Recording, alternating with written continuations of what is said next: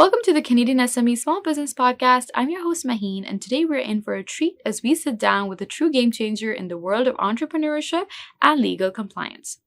Our guest, Shane Murphy, is the CEO of Ownr, a venture backed up by RBCX that's revolutionizing how businesses handle legal processes.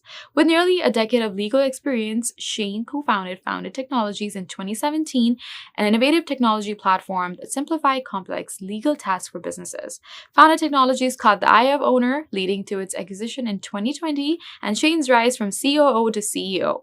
With almost a decade of experience as a lawyer and a background in innovative technology platforms, Shane is here to share insights on making legal compliance easier and more affordable for entrepreneurs. Now let's dive into our conversation with Shane and explore the world of legal compliance and entrepreneurship. Hi, Shane. On behalf of Canadian SME, I'd like to welcome you to the Small Business Podcast. How are you today? I'm great, Maheen. Thanks for having me here. I'm happy to talk to you and talk about Canadian entrepreneurs. Very pleased to have you with us this afternoon. Now, Shane, Ownr, a very leading Canadian business and legal management platform, and a venture with RBCX, our exclusive banking partner. You together in partnership have released, the recent results from a survey that was conducted with more than 700 small business owners on their sentiments, on their motivations, and much more. Now, Shane, before we dive deeper into the survey findings, could you please share with our listeners why Ownr conducted this survey in the first place, and what were the key objectives or motivations behind gathering this data about the small business owners in Canada? Well, I think at Ownr, it really starts with knowing the pulse and the sentiment of Canadian small business owners. That's the market we're out there to serve, and we're always looking for new ways to improve the way we serve Canadian entrepreneurs. So part of the reason why we conduct the survey is we really do want to stay in touch with Canadian entrepreneurs for our own reasons to make sure that our product offering is speaking to their needs. But also, I think as the leading business registration service for small businesses in Canada, we have a bit of a responsibility to stay in touch with this market and make sure that we are not only serving them, but we are championing that market and letting the other people in Canada, letting institutions and letting other professionals know the struggles and also the successes of Canadian small business. Right. Now, Shane, the survey indicates that despite concerns about cash flow, nearly half of small business owners are feeling more optimistic about their business plans. Could you share your insights into why this optimism is growing and how businesses are adapting to address cash flow challenges? Well, I'm glad we're starting there, because when I was reviewing the survey results, that was the first thing that stood out to me. Maybe it's a little bit counterintuitive in a moment where we're all under such intense economic stress and trying to figure out the way the economy is going. Somehow, Canadian small business owners are saying, I feel better than I did 6 months ago. I have a clearer vision of where I'm going as an entrepreneur and what my business is doing. How did they get to that point? Well, I think part of it is just a quick recent history lesson and saying, if Canadian small businesses have survived the last few years, they almost feel like they can get through anything at this point. These struggles of COVID are largely behind us. All that disruption has made small business owners a lot more resilient than they perhaps were in the past because of the stresses and struggles they've been through. Now that when they look forward and say whether inflation is getting better or worse, at least they are saying we are now agile and nimble enough to confront these challenges. A lot of that comes down through smart adaptation of technology into their businesses, streamlining, automating services that they might have previously done through a professional or a third party of some sort. Ownr is certainly one of those tools that has helped them manage more things independently. But by thinking about their processes, their technology, they become stronger businesses, and now they can look forward at the next 6 months or next year and say, we'll be better off than we were previously because we've learned so much about what it takes to survive as an entrepreneur. And I think that's really to the credit of, like I said, the resilience of this demographic that we serve. Absolutely. Now, Shane, technology plays a significant role for about, I believe, 69.4% of small business owners in running their operations. Could you elaborate on how tech is being used by entrepreneurs and how it has evolved as both a tool and an educational resource? Yeah, I think I might have alluded to it in my previous answer, but technology has become so key to the small businesses that are growing and thriving right now. And we could even say that part of the reason they are growing and thriving is because of their uh, open-mindedness towards technology and the way they've adapted to technology. So, a classic example, I won't go and beat to death on what Ownr does, but typically to incorporate a business, you would have to go to a lawyer, sit in their office, pay for parking, whatever else you would have to do. It was a slow personal process. Now to get that business started through incorporation, either on your laptop or on your phone, wherever you are, you can incorporate a business easily. So Ownr is just one example of other technology services that are making it easier. We can look at things that used to go to an external bookkeeper who would take paper documents. Now most things are digital, managed through an online bookkeeping system. Of course, people get the professional advice they need through conversations. I'm not saying there's no need for human interaction, but at the same Mm. time, so many tools, whether they're legal tools, bookkeeping tools, a Shopify store, a payment processor, these are meaning that even if you're a solopreneur, like a business of one, you can scale in a really incredibly quick and powerful way through using technology. So I think we're really just at the start of seeing the way small business will empower, technology will empower small business. There's no doubt about how this is just the beginning, right? Now, Shane, the survey also highlights that 39.9% of small business owners started their businesses at age 45 or older. How does this trend impact the small business landscape, and what unique challenges or advantages do older entrepreneurs bring to the table?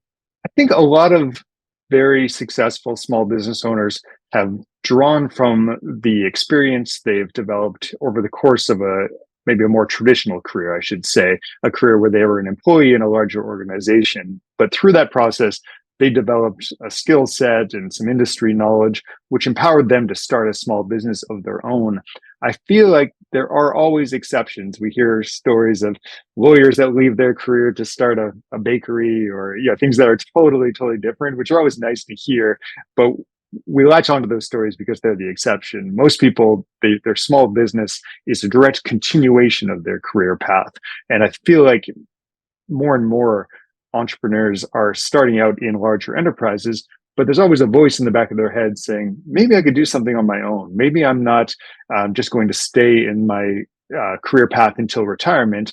At some point, I'm going to go off on my own. And the best way to ensure that they're successful is to leverage some of the skills and knowledge they've developed over the course of their career. So that's definitely one reason we're seeing some. Not that I'm saying 45 is old by any means, but these are not kids straight out of university starting a business always. So there's plenty of those too. But people that might be traditionally considered a little more conservative in their career choices are viewing entrepreneurship as something a little bit more accessible than before. Right. Now, another fact that we came across from the survey findings was that only about half of small business owners received formal business education, and a majority bootstrapped their businesses. What implications does this have for entrepreneurship and small business success, Shane? And how can aspiring entrepreneurs with limited formal education or resources navigate this landscape? Well, formal education, I think, is one tool, and everyone recognizes there's never going to be a bad thing about having an MBA or a CFA in your small business. But I think business education has become democratized even more than other forms of education, and there are so many resources online that are actually quite good and quite valuable to entrepreneurs. So no one can run a successful small business in complete isolation. They need ideas and information and education, but you don't need to go down the traditional route of graduate school in business to necessarily obtain the skills that are going to drive a successful small business. I think again, it's a bit of a balancing act. There are certainly things you'll get in a formal program which you won't get from watching YouTube videos. But no matter how many prestigious degrees you have, I think you have to be open-minded about other forms of education. And taking advantage of what's available to you. So I think really entrepreneurs are saying, I can learn a lot on my own and still gain the skills and the confidence to run my business without a formal degree that would traditionally have been the route to take before starting a business. Mm-hmm. Now, Shane, in the light of these findings, because we've discussed some very insightful findings from the survey that was conducted, and it's very useful and resourceful to see how much resources there are available for small businesses, and any misconceptions that has been in terms of starting out a business. You've cleared them out pretty much as well. But on a final note, what advice or strategies would you offer to small business owners looking to thrive in today's economic environment, particularly those grappling with cash flow concerns and rising costs? Yeah, I think I've talked probably enough about technology, but that is a great place to look when you're concerned about costs.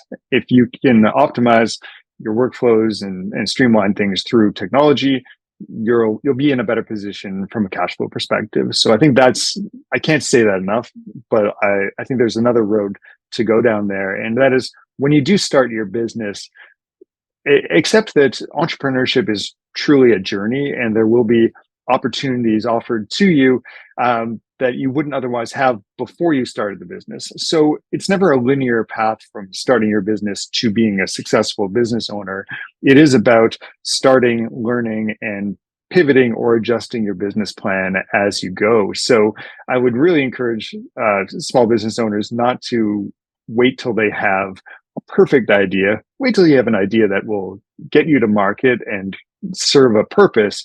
But once you're in market, wait for those opportunities to arise, seize them as they come up intelligently, and you can end up in a totally different path. My career has taken me everywhere from a lawyer to a small business owner to now working inside the largest bank in the country. But it was all from a matter of looking at what opportunities were presented to me and choosing them intelligently and kind of seeing where the journey would take me. So I always encourage entrepreneurs to not worry too much about the final direction, to make smart decisions short term and look for long term opportunities. Shane, thank you so much for sharing your valuable insights on the survey findings, firstly, and shedding light on the challenges and opportunities faced by small business owners in Canada. I mean, your expertise and perspective I'm pretty sure have provided our listeners with a wealth of information and actionable advice. And again, we greatly appreciate your time and participation in the Canadian SME Small Business Podcast. Thank you again. It's been a true pleasure, Maheen. Thanks for having me. And that concludes today's episode of the Canadian SME Small Business Podcast. Our heartfelt thanks to our guest, Shane Murphy, the CEO of Ownr, for sharing his expertise and insights on simplifying legal compliance for businesses. Before we wrap up, we'd like to extend our appreciation to our partners who make this podcast possible. A big thank you to our banking partner, RBC, our shipping partner, UPS, and our accounting software partner, Xero. Your support is essential in bringing you these informative discussions. If you found this episode valuable and want to stay updated on the latest in small business success, please subscribe to our Small Business Podcast. We welcome your feedback and questions, so don't hesitate to reach out. For entrepreneurs navigating the complexities of legal compliance, Shane has provided valuable insights, and Ownr is a resource that can significantly streamline your process. Remember, you're not alone in your entrepreneurial journey, and solutions like Ownr are here to support you. Thank you for joining us today, and until next time, stay inspired and keep succeeding in your small business endeavors.